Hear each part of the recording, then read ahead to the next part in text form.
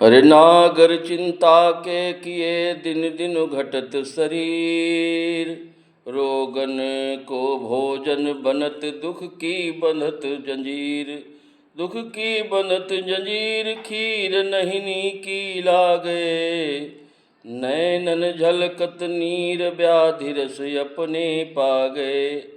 कहु कछु कछु होत नए को काम उजागर, चिंता डाकिन मारि रहो नित सुख ते नागर। क्वारी बिटिया घर रहे बरसत भीति ढाए, करिया कुलटा करजयो मर्ज जहाँ रह जाए। मर्ज जहाँ रह जाए नींद नहीं निस दिन आवे, चिंता ही ये समाये रास रंग कछु न भावे।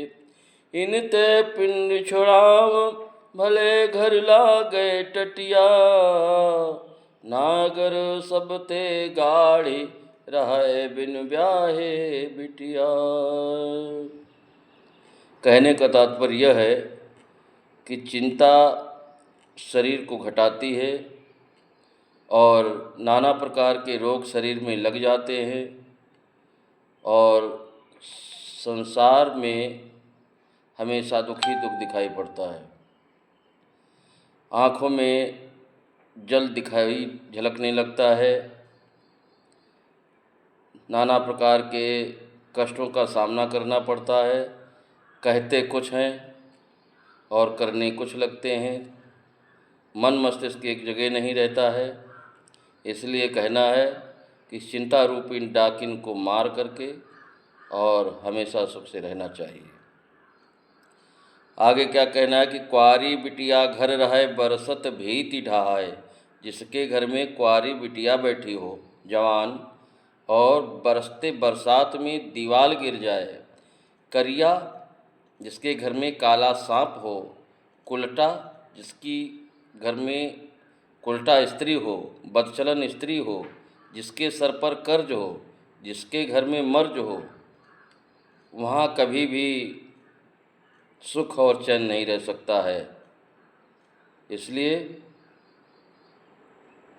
चिंता रहते हुए, इन सभी चिंताओं के रहते हुए कभी भी रास रंग दुनिया के कोई भी काम अच्छे नहीं लगते हैं। इसलिए कहना है कि इनसे हमेशा अपना पिंड छुड़ाना चाहिए, इन समस्याओं से निजात पाना चाहिए, चाहे भले ही गरीबी में काटना लागे टटिया का तात्पर्य है कि भले ही घर में गरीबी हो। इसलिए और दूसरी बात है कि सबसे जो कठिन समस्या है, जो सबसे कठिन मुसीबत है, अगर बिन ब्याही बिटिया, युवा बिटिया, लड़की घर में अगर बैठी है तो माता पिता के लिए भार है। माता पिता को इससे बड़ा कोई कष्ट नहीं हो सकता है। धन्यवाद।